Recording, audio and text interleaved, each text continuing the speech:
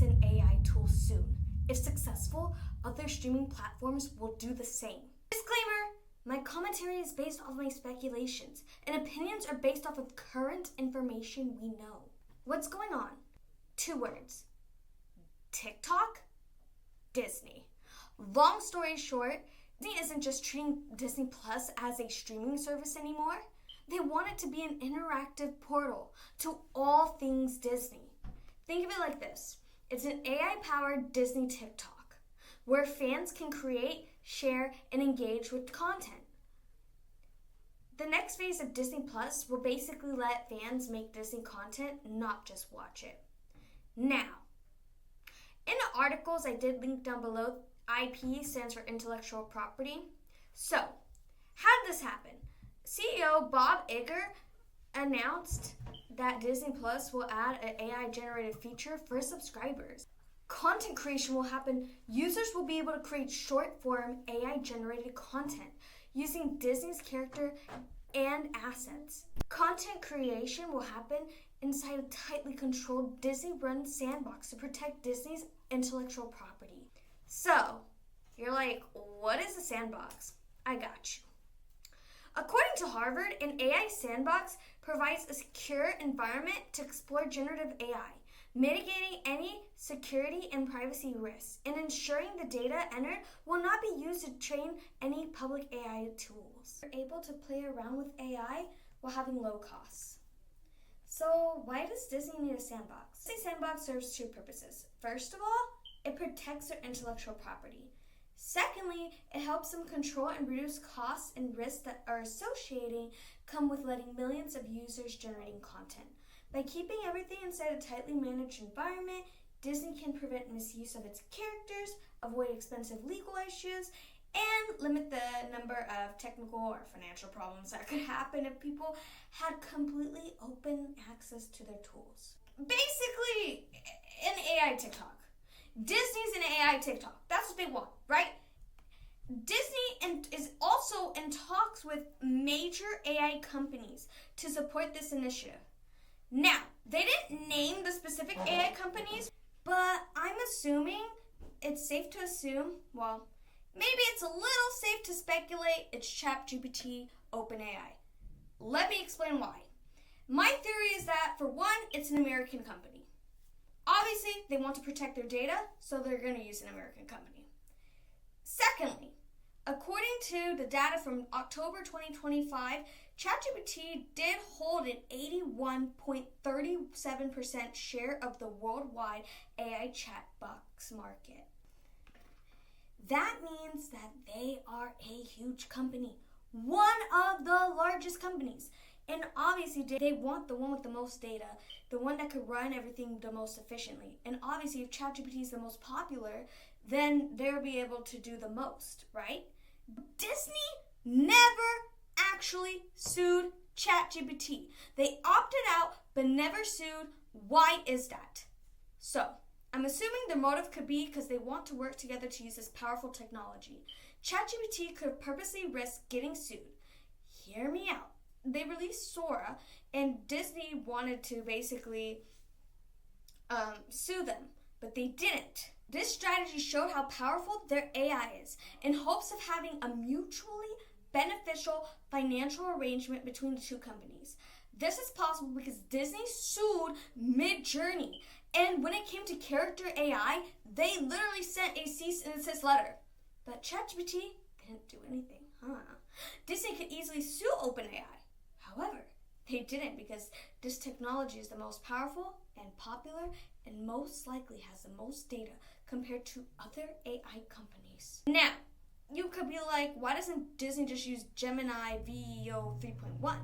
I highly doubt it because they don't have as much data as ChatGPT. We know ChatGPT has been around the longest. It really was more so like the first one who became the most mainstream, although we know that AI did kind of exist a little bit before, but just wasn't to this extent.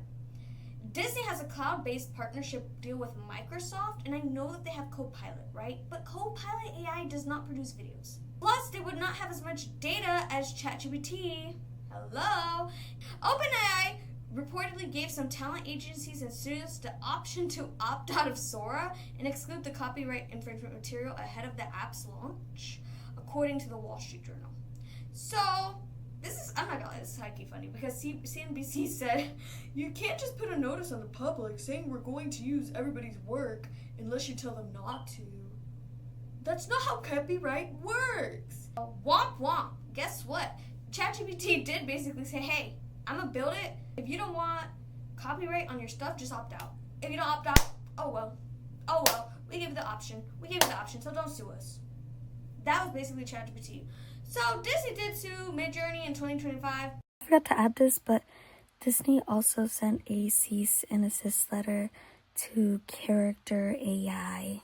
Many concerns with all of this. For one, artists. Obviously artists. This move increases this concern among animation artists as AI is replacing traditional creative roles. They might lose their jobs to AI.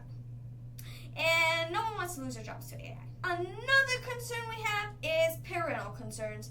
Shout out to my mom. I never really thought about this concern, but it makes a lot of sense. How will Disney censor this content to make it appropriate for kids? Even billion-dollar platforms like YouTube, which have strict guidelines and algorithms to protect your younger viewers, still end up with plenty of inappropriate content for children. If Disney allowed user-generated content, they won't have full control over what's uploaded.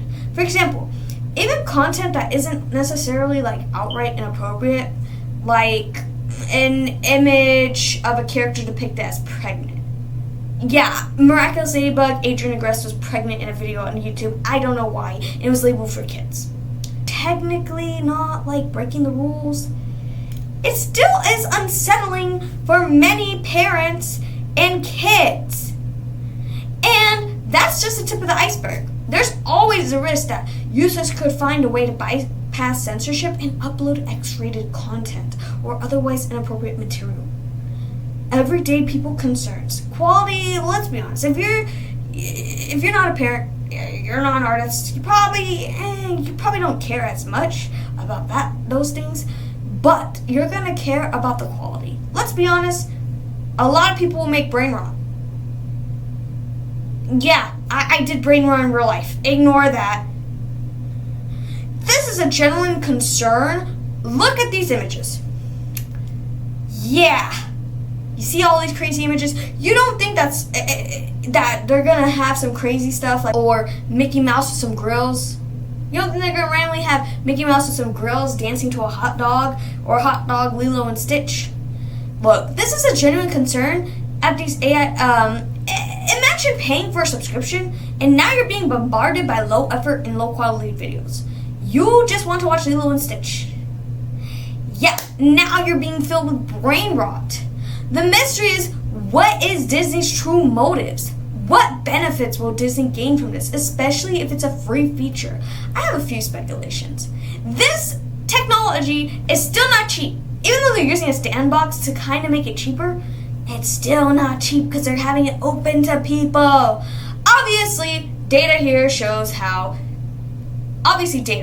Data, they want to collect data from their users. It improves their models. The data helps train fine-tune large language models like LLMs and other AI systems, making them smarter, more accurate, and better at understanding language, images, or tasks.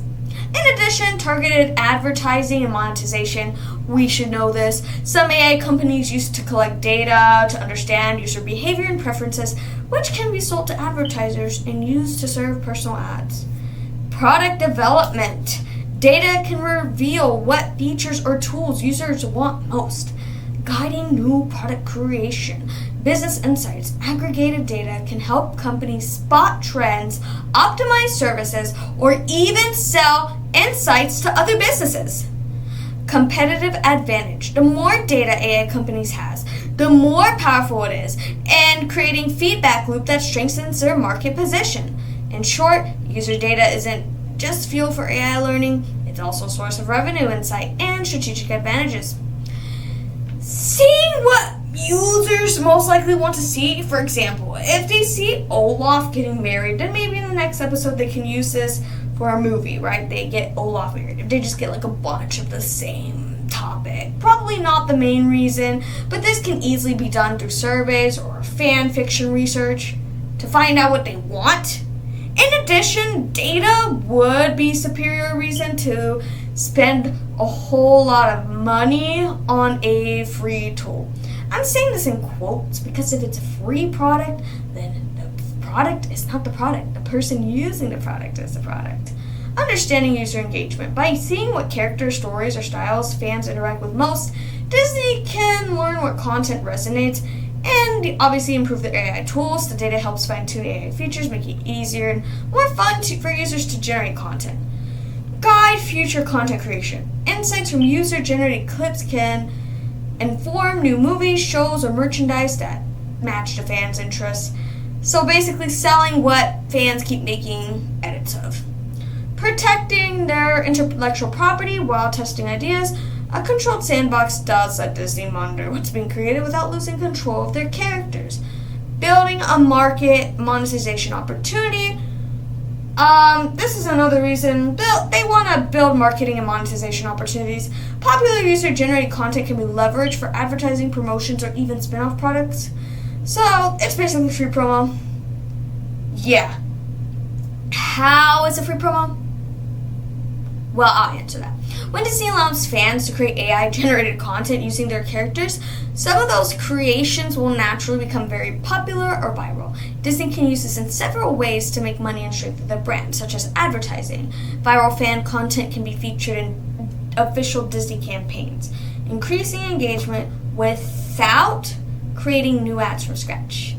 And cross-promotion. Popular characters or stories that fans love could be highlighted in upcoming movies, showcases, or merchandise lines, boosting sales. Disney loves money. Social media reach. Engaging fan-made clips can, which I think this is actually kind of a great marketing strategy.